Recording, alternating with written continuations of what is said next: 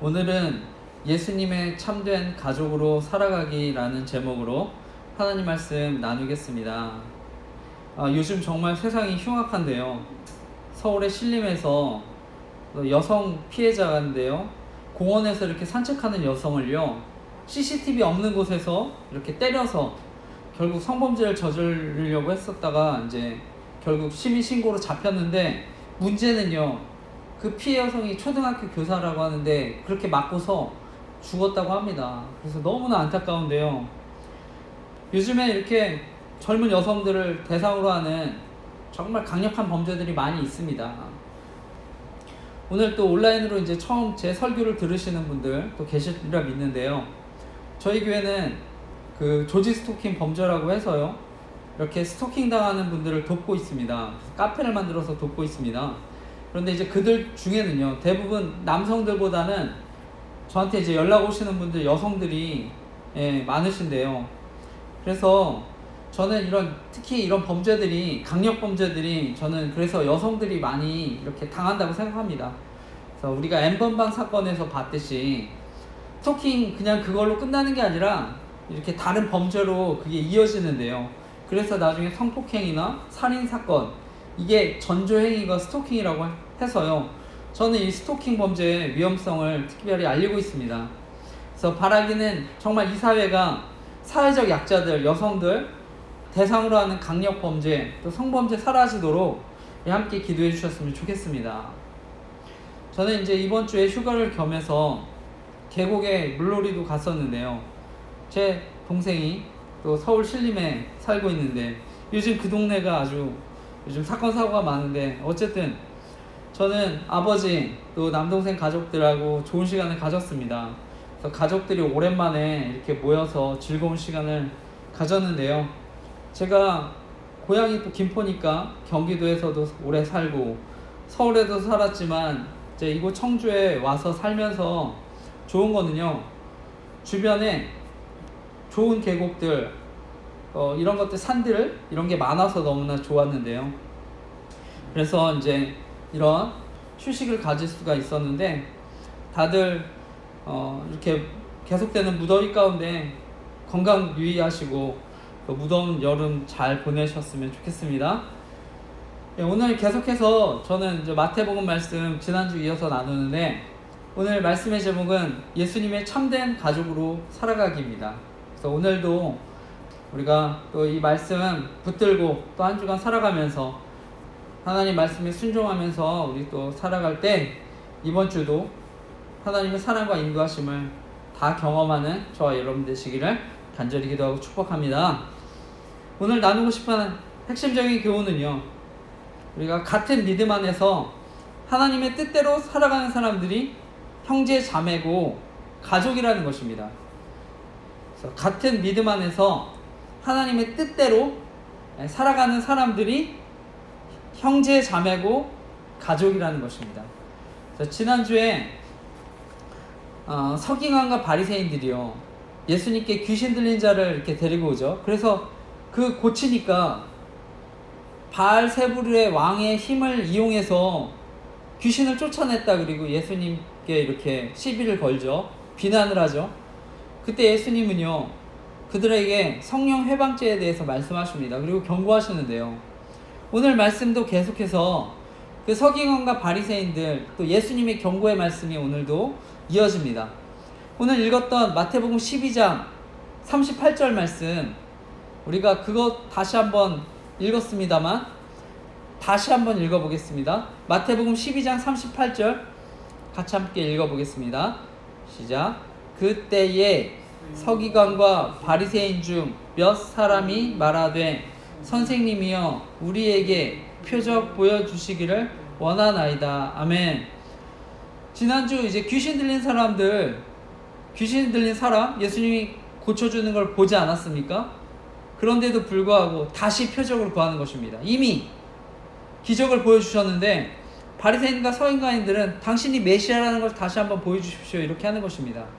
그래서 여기 표적이라는 것은요, 단순한 기적과는 다릅니다. 표적이라는 것은요, 의미를 담는 건데요. 그래서 분명한 목적이 있습니다. 요한복음 20장 31절 말씀인데요. 이건 제가 읽어보겠습니다. 예수께서 제자들 앞에서 이 책에 기록되지 아니한 다른 표적도 많이 행하셨으나 오직 이것을 기록함은 너희로 예수께서 하나님의 아들이심을 믿게 하려 함이요 또 너희로 믿고 그 이름을 힘입어 영생을 얻게 하려 함이니라. 예수께서 제자들 앞에서 이 책에 기록되지 아니한 다른 표적도 많이 행하셨으나 오직 이것을 기록함은 너희로 예수께서 하나님의 아들 그리스도이심을 믿게 하려 함이요 또 너희로 믿고 그 이름을 힘입어 영생을 얻게 하려 함이니라. 아멘. 요한복음에 보니까요, 예수님께서 기적, 표적을 일으키시는 목적에 대해서 나옵니다. 바로 하나님의 아들이심을 믿게 하려고 하시는 것이고요, 또 생명을 얻게 하려 한다고 말씀합니다. 구원을 위해서 표적을 보여준다고 말씀합니다. 그러니까 예수님 그것을 증명하기 위해서 이제 표적을 해가시는데, 우리 성경에도 보면은요, 여러 가지 표적들 나옵니다. 구약의 대표적인 표적이 이스라엘 백성들 광야에서 나올 때요, 하나님께 불평하니까 불뱀에 물려서 결국 노뱀으로 치유하는 사건이 나오는데요, 하나님은 모세를 통해서요, 불뱀에 물린 사람들 장대에 노뱀을 만들어서 바라보면 살 것이다 이렇게 말씀합니다. 이 사건을 두고 예수님이 말씀하셨는데요, 모세가 광야에서 노뱀을 든 것 같이 자신도 들려야 될 것을 말씀하시고요, 그래서 노뱀을 본 사람들 죽지 않고 살아난 것처럼 십자가에 달린 나를 믿으면 너희들도 살 것이다 이렇게 말씀하십니다. 그것이 요한복음 3장 말씀이었는데 제가 읽어보겠습니다. 요한복음 3장 14, 15절 모세가 광야에서 뱀을 든 것 같이 인자도 들려야 하리니 이는 그를 믿는 자마다 영생을 얻게 하려 하심이니라. 모세가 광야에서 뱀을 든 것 같이 인자도 들려야 하리니 이는 그를 믿는 자마다 영생을 얻게 하려 하심이니라. 아멘. 예수님의 말씀입니다. 모세가 광야에서 뱀을 든 것 같이 나도 십자가에 달리는데 이게 영생을 얻게 하려고 하신 거라고 말씀하는 것입니다. 이 구약의 노수로 만든 뱀의 형상, 어떻게 보면 죄인의 형상이죠. 어떤 의미에서요, 장대에 매달린 뱀은요, 저주의 상징입니다. 아담과 하와가 에덴 동산에서 쫓겨났을 때 바로 그 뱀의 유혹 때문에 저주와 심판을 받게 됐는데요, 우리도 동일한, 그래서 뱀의 자식들이 된 것입니다. 마귀의 자식들이 된 것입니다. 그러니까 불뱀에 물려서 독에 중독됐지만 이스라엘 백성들은, 우리는 죄로 인해서 바로 죄에 중독된 사람들입니다. 그런데 예수님은요, 바로 죄로 죽을 수밖에 없는 죄의 형상인 바로 우리를 위해서 예수님이 똑같이 뱀의 형상으로 십자가에 달리신 것입니다. 그 장대에 매달린 노뱀 예수 그리스도를 말씀하는 것입니다. 이 표적이 바로 예수님이 하나님 되심을 나타내는 것이고요, 바로 구원자 되심을 증명하는 표적인 것입니다. 오늘 말씀에 표적을 구하는데요, 중요한 것은요, 이미 지금까지 수많은 표적을 보여주셨습니다. 예수님이 표적을 보여주셨는데요, 그들한테 표적이 있느냐 없느냐, 보여주었느냐 보여주지 않느냐, 그들은 그런 게 중요한 게 아니었습니다. 그들은 애초에 예수님을 메시아로 믿으려고 하는 마음이 없었습니다. 그래서 계속해서 예수님을 시험하는데요, 그래서 그들의 마음을 아시고 예수님 어떻게 대답하십니까? 39, 40절 말씀입니다. 우리 이어서 12장 39, 40절도 읽어보겠습니다. 이어서 읽겠습니다. 시작. 예수께서 대답하여 이르시되 악하고 음란한 세대가 표적을 구하나 선지자 요나의 표적 밖에는 보일 표적이 없느니라. 요나가 밤낮 사흘 동안 큰 물고기 뱃속에 있었던 것 같이 인자도 밤낮 사흘 동안 땅속에 있으리라. 아멘. 말씀해 보면은요, 이 세상 악하고 음란한 세대가 표적을 구하지만 선지자 요나의 표적밖에는 이제 보일 표적이 없다고 말씀합니다. 이미 많은 표적을 두고도 믿으려 하지 않은 사람들, 악한 세대라고 말씀하는데요, 그들을 향해서 악하고 음란한 세대라고 말씀합니다. 여기서 음란하다는 것은요, 하나님 외에 우상 섬기는 것, 영적인 간음, 이것도 이제 음란이라고 얘기해서 여기서 음란이 그런 뜻을 뜻합니다. 그래서 이 세대가 표적을 구하지만 나는 이제 요나에 관한 표적밖에 보일 게 없다 말씀합니다. 그 요나의 표적이 바로 십자가 표적입니다. 십자가 사건입니다. 요나가 3일 동안 물고기 뱃속에 있다가 기적적으로 살아나게 된 것처럼, 마찬가지로 예수님도요, 3일 동안 땅속에 묻힌 것처럼 죽었다가 3일 만에 죽음의 권세를 깨뜨리고 살아난 것을 말씀합니다. 바로 예수님 죽음, 부활에 대한 말씀입니다. 이것이 바로 메시아로서 분명한 증거가 될 것이다, 악한 세대에게 분명한 증거가 될 것이다 말씀합니다. 오늘날의 정말 악한 세대입니다. 정말 음란한 세대입니다. 칼부림으로 사람들 무차별로 죽이고요, 여성들 대상으로 이렇게 끔찍한 범죄들 일어나고 있는데요, 이 세대가 정말 악하고 음란한 세대이기 때문입니다. 정말 악하기 때문에, 돈이 더 우선시되기 때문에 그냥 사람을 이렇게 죽이고요, 또 성적인 쾌락 때문에 여성들을 이렇게 때려서도 죽이는 정말 악하고 음란한 세대입니다. 이 시대에 하나님은 동일하게 해요. 십자가 부활을 통해서 하나님이 구원자이심을 저는 말씀하는 줄 믿습니다. 모든 오고 가는 세대의 가장 확실한 증거, 십자가와 부활. 수많은 교주들, 성인들 있었지만 부활한 사람 한 명도 없습니다. 그러니까 우리가 정말 부활이 진짜인지 가짜인지만 확신할 수 있으면 예수님이 하나님이신 것을 확신할 수가 있는 것입니다. 부활의 가장 확실한 증거는 바로 목격자인데요. 목격자. 오늘날에서 법정에서도 제일 중요한 게 증인입니다. 수백 명의 증인들이 예수님이 죽었던 것을 알았고 받고 죽음 이후에 예수님을 따랐습니다. 그렇기 때문에 정말 무엇보다 확실한 증거가 되는 것입니다.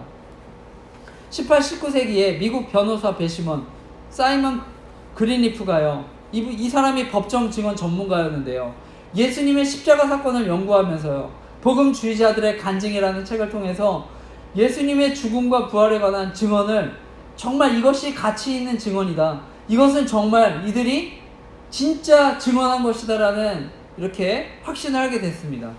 그리고 영국 철학자 앤토니 플루가요, 50년 동안 가장 악명 높은 무신론자였는데요, 그가 부활에 대해서 알면 알수록 부활의 증거는 모든 종교의 기적을 다 합친 것보다 훨씬 낫다고 이렇게 고백합니다.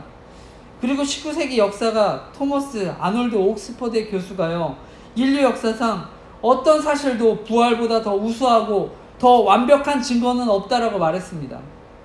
여러분, 정말 예수님이 하나님의 아들이심을 믿고 싶으십니까? 부활에 대해서 공부해 보시기 바랍니다. 저는 군대에서요, 하나님에 대해서 의심하는 마음이 들 때 특종 믿음 사건이라는 부활에 관한 책을 읽게 됐는데요, 저자는 리 스트로벨이라는 분이셨는데, 이분은 미국 미주리 대학교에서 저널리즘 공부하시고요, 예일 법학대학원에서 법학 석사학위 받은 기자입니다. 그리고 저명한 신문사 시카고 트리뷴에서 최연소 기자로 입사해서 14년 동안 법률 담당 기자로 활동했던 이 사람이 목사님이 되셨는데, 처음에 이분도 무신론자고 회의론자였는데요, 어느 날 아내가 예수님 믿고 어떤 변화가 생기니까요, 이 사람도 호기심이 생겨서 정말 성경이 진짜인지, 정말 그 성경에서 말하는 부활이 진짜인지 연구하기 시작합니다. 근데 이 사람이 2년 동안 결국 그 사실을 연구해보고 알아보고 기자 정신으로 찾아보니까 부활이 진실임을 믿게 됩니다. 그래서 부활이 거짓이라는 것을 처음에 한번 밝혀보려고 했다가 결국 그리스도인이 됩니다. 그리고 나중에 목사님까지 되는데요, 현재 예수는 역사다, 특종 믿음 사건이라는 책이 한국어로 번역되어 나왔습니다. 저는 특종 믿음 사건 그 책을 먼저 읽었는데 현재 영화로도 나왔습니다. The Case for Christ, 한국어 영화 제목 예수는 역사다. 꼭 한번 또 보셨으면 좋겠습니다. 예수님은 저와 여러분에게 동일하게 이 시대 가운데 요나의 표적에 대해서 분명히 말씀하고 계시는 줄 믿습니다. 십자가 부활.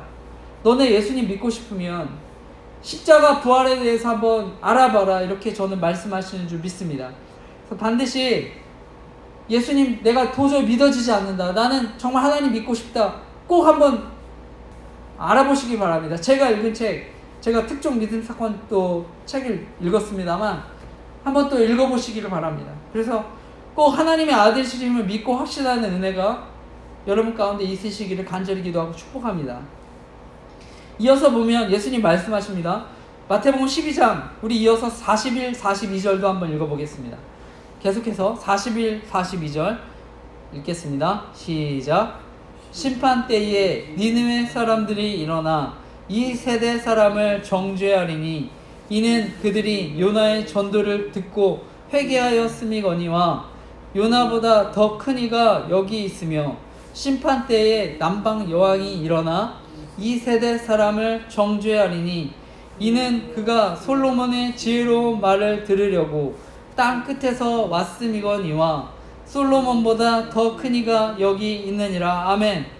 심판 때에는 그렇게 그 당시에 악하고 음란했던 니느웨 사람들이 오히려 오늘날과 같은 사람들 정죄할 것이라고 얘기합니다.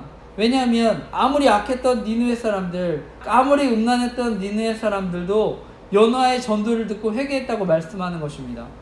그런데 유대인들, 어떻게 보면 이 시대 사람들, 더 큰 이적, 더 큰 체험, 우리에게 말씀도 주시고요, 다 보여주셨는데도 믿지 않는 사람들 또 책망하는 것입니다. 그래서 저는 부활도 주셨지만 오늘날 신약시대에는 성경을 주셨습니다. 가장 확실한 특별한 계시의 말씀을 주셨습니다. 그래서 동일하게 하나님 책망하시는 줄 믿습니다. 그리고 저희 교회가 저는 꼭 성경을 읽었으면 좋겠고요, 만약에 성경 어렵다면 저에게 연락하셔서 같이 또 공부하셨으면 좋겠습니다. 온라인으로라도 공부했으면 좋겠습니다. 요즘 뭐 이단들이 성경을 또 그렇게 열심히 가르치려고 하는데 정말 저는요, 그 이단들 가르치는 그런 열심, 저는 또 동일하게 이렇게 사람들 미혹하는데 저는 바르게 또 공부해서 정말 예수님 잘 믿고 변화되셨으면 좋겠습니다. 그 외에 저희 교회 뭐 큐티, 이거 말씀과 기도죠, 설교 노트, 묵상 노트, 또 감사일기 쓰기 훈련하는데 정말 여러분 이것들을 하면서 저는 하나님 정말 살아계신다는 거 확신하는 저와 여러분 되시고, 또 그런 사랑들 경험 끝까지 이렇게 경험하는 저와 여러분 되시기를 간절히 기도하고 축복합니다. 이어서 말씀 보면 예수님 분명히 나는 요나보다 더 큰 분이다, 그렇게 말씀하고요, 솔로몬보다 더 크다, 이렇게 얘기합니다. 솔로몬 시대에 남방 여왕 솔로몬의 지혜를 들으려고 찾아왔다고 하는데 이 에디오피아 시바 여왕입니다. 그래서 솔로몬의 명성을 듣고요, 지혜를 시험하려고 수행원들과 금은 보석, 향품을 싣고 예루살렘 방문한 사건을 말합니다. 이처럼 솔로몬의 지혜를 들으려고 왔는데 예수님은요, 더 완전한 지혜를 소유한 분입니다. 그런데 그 예수님께 그 말씀에 귀를 기울이지 않는다고 말씀하는 것입니다. 그러면서 예수님 표적을 구하는 이들에게 더러운 귀신이 쫓겨나게 돼서 벌어지는 이야기에 대한 말씀을 하십니다. 이 이야기의 핵심적인 결론은요, 결국 메시아를 예수님 영접하지 않으면 나중에 돌이킬 수 없는 심판을 맞게 된다고 말씀하는 것입니다. 그게 43절에서 45절 말씀입니다. 우리 읽었던 말씀인데 이것도 다시 한번 43절에서 45절 읽어보겠습니다. 시작. 더러운 귀신이 사람에게서 나갔을 때에 물 없는 곳으로 다니며 쉬기를 구하되 쉴 곳을 얻지 못하고 이에 이르되 내가 나온 내 집으로 돌아가리라 하고 와 보니 그 집이 비고 청소되고 수리되었거늘 이에 가서 저보다 더 악한 귀신 7을 데리고 들어가서 보아니 그 사람의 나중 형편이 전보다 더욱 심하게 되느니라. 이 악한 세대가 또한 이렇게 되리라. 아멘. 예수님은요, 앞으로 그 악한 세대가 어떻게 될 것인지 그 귀신 이야기, 쫓겨나는 이야기를 통해서 말씀합니다. 그 이야기를 보면은요, 말씀에 보면 더러운 귀신이 사람에게 있다가 물 없는 곳으로 나갔다고 합니다. 여기 물 없는 곳은요, 유대인의 속담에 근거한 이야기인데요, 이 물 없는 곳은 사막을 의미합니다. 그래서 사막에 이 당시의 사람들은요, 사막이 귀신들의 거처라고 생각을 했는데요. 예수님은 그러니까 더러운 귀신이 물 없는 곳, 사람들이 생각하는 사막으로 갔는데 그 사막에서 결국에 머물고 쉬려고 했는데 거기서 쉴 곳을 찾지 못하고 다시 예전에 그 사람에게 가려고 그 집으로 돌아왔다고 합니다. 근데 보니까 그 집이 비어있고 청소도 돼 있고 깨끗하게 수리가 돼 있다고 하는 것입니다. 그러니까 오히려 자신뿐만 아니라 그곳에 7 귀신까지도 데리고 들어왔다고 얘기합니다. 더 악한 7 귀신이 들어갔다고 얘기합니다.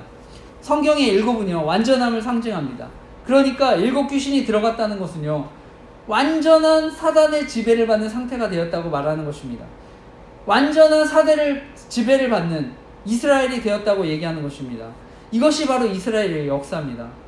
이스라엘은요 하나님의 말씀에 불순종해서 심판받기도 했지만 종교개혁도 했습니다. 그래서 잠시나마 악을 몰아내고 다시 하나님께 돌이킬 때가 있었는데 결국에는 예수님을 영접하지 않으니까요 심판에 이르게 된다는 것입니다. 결국에 사단의 완전한 지배 아래 놓이게 되는 최악의 상황을 이 악한 세대가 맞이하게 된다고 경고하는 것입니다. 이 비유는 우리에게도 적용할 수 있습니다. 아무리 내가 도덕적으로 살고 깨끗하게 살려고 몸부림쳐도요 예수님 영접하지 않으면 결국엔 최악의 경우에 이런 사단의 지배를 받는 최악의 경우가 된다고 말씀하는 것입니다. 이것이 공동체든 가정이든 결국 이렇게 돼서 무너지게 된다고 말씀하는 것입니다. 이것은 오늘 이단 사이비들이 빠지는 것과 동일하다고 할 수 있습니다. 사람들이 영적인 갈급함이 있어서 교회에 나가지만 정작 이단에 빠지고 사이비에 빠지면은요 예수님 빠진 신앙생활 하는 것입니다. 교주나 사람의 말 더 신뢰하고요 교회 프로그램을 더 신뢰해서 마치 7 귀신이 들어와 있는 것처럼 심각한 상황에 처하는 거라고 말씀하는 것입니다. 사실 저희 가정의 경우가 저는 그렇다고 생각하는데요. 아내가 순회선교단이라는 곳에 가서 잘못된 복음 듣고 잘못된 영성운동, 공개 제자배 훈련을 받고요. 거기서 이렇게 참여해가지고 결국에 저희 가정이 저는 최악의 상황에 맞게 됐다고 생각합니다.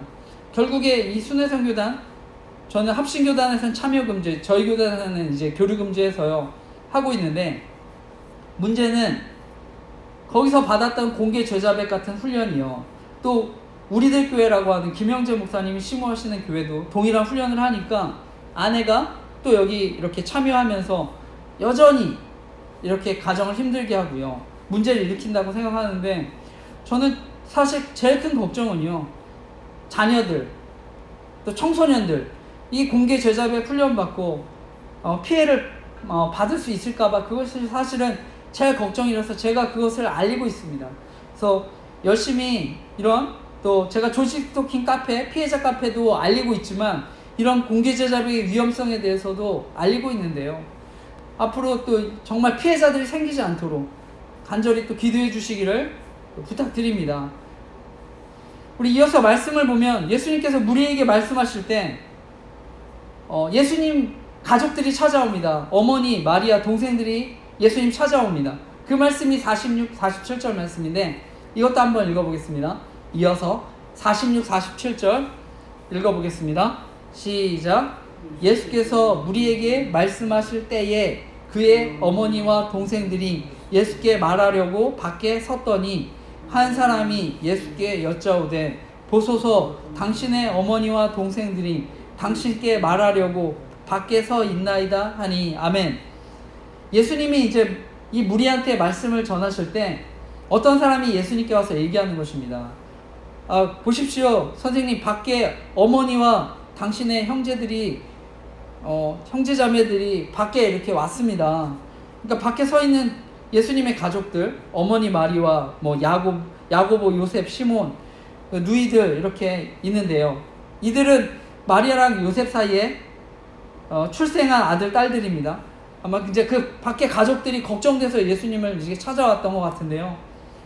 당시 예수님 가족들은요, 예수님의 사역을 이해하지 못했습니다. 그러니까 바리새인 서기관들하고 이렇게 예수님께서 대립하고 다투는 것들이 두렵고 이제 불안했을 수가 있습니다. 왜냐하면 유대 사회에서 이들이 또 기득권자 아닙니까? 그러니까 혹시라도 출교라도 당하면 어떻게 될까 저는 두려웠을 수 있다고 생각하는데요. 이 당시에 출교라는 걸 당하면은요, 유대 민족이 아니라 그냥 이방인 취급을 받고요, 공동체에 제외돼서 종교 생활도 못합니다. 또 직업도, 유대인들이 가지는 직업도 가지지 못했다고 하는데요. 그러니까 걱정하는 마음으로 또 예수님 찾아왔을 수 있습니다. 근데 결론적으로요, 예수님의 가족들이 예수님이 하시는 구원의 사역의 중요성을 모르니까 결국엔 이렇게 찾아왔다고 생각하는데요. 그래서 나중에 예수님의 가족 가운데 잘 아는 대로 야고보는요, 나중에 교회의 큰 지도자가 됩니다. 변화돼서 또 야고보서도 기록하고. 근데 이때까지만 하더라도 예수님의 사역을 모르니까 이제 이렇게 반대하러 오는 것인데요. 오늘 마지막 말씀인데, 예수님은 사람들에게 얘기하는 것입니다. 하나님 나라의 새로운 가족에 대해서 말씀합니다. 이거 오늘 마지막 말씀인데 48절에서 50절 말씀, 마지막 말씀 같이 읽겠습니다. 오늘 읽었던 48절에서 50절의 마지막 말씀 같이 읽겠습니다. 시작. 말하던 사람에게 대답하여 이르시되 누가 내 어머니며 내 동생들이냐 하시고, 손을 내밀어 제자들을 가리켜 이르시되 나의 어머니와 나의 동생들을 보라. 누구든지 하늘에 계신 내 아버지의 뜻대로 하는 자가 내 형제요 자매요 어머니니라 하시더라. 아멘. 예수님의 어머니, 형제들, 예수님과 이제 얘기하겠다고 밖에 서 있는데, 예수님은 새로운 가족의 개념에 대해 말씀합니다. 누가 내 어머니고 누가 내 형제들이냐. 그러면서 제자들 가리키면서요, 바로 이들처럼 하늘에 계신 하나님 뜻대로 행하는 자가 내 어머니고 형제다, 이렇게 말씀합니다. 하늘에 계신 내 아버지의 뜻을 행하는 사람, 그 사람이 내 형제, 자매, 어머니다. 이렇게 예수님은요, 새로운 가족 공동체의 개념을 말씀합니다. 이것이 바로 오늘날 교회 공동체죠. 교회. 요한복음 1장 12, 13절 말씀입니다.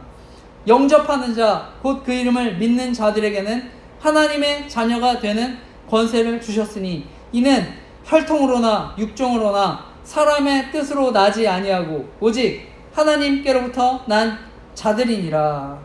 아멘. 결국요, 영접하는 자, 믿는 사람들, 하나님의 자녀가 되고요, 하나님의 뜻대로 살아가는 사람들, 하나님의 형제 자매가 된다고 말씀합니다. 이것은요, 혈통으로 나지 않는다고 말씀합니다. 정으로 나지 않는다고 말씀합니다. 빈부귀천, 나이, 학력, 출생, 외모 상관없이 예수님 믿는 사람, 형제고 가족입니다. 어머니입니다. 그래서 저는 이 자리에 또 온라인으로 말씀 듣는 모든 분들, 저는 다 형제자매인 줄 믿습니다. 그래서 같은 믿음 안에 있다면 동일한 가족이고 저는 믿음의 동역자인 줄 믿습니다. 저는 이 자리에 없겠지만 만약에 또 온라인으로 말씀 듣는 분들 가운데 아직 예수님 영접하지 않은 분 계신다면 예수님을 주인으로 영접해서 하나님의 자녀가 누릴 수 있는 축복을 누리시기를 간절히 기도하고 축복합니다. 무엇보다 예수님이 정말 하나님이시고 우리 인생을 책임지는 분이시라는 것을 경험하고 살아가시기를 간절히 기도하고 축복합니다. 그래서 정말 예수님이 나를 위해 십자가를 지시고 나의 모든 죄를 씻어 주셨다는 것이 믿어져서 하나님의 뜻을 살아가는, 정말 새로운 삶을 살아가는 은혜와 축복이 있으시기를 간절히 기도하고 축복합니다. 아멘.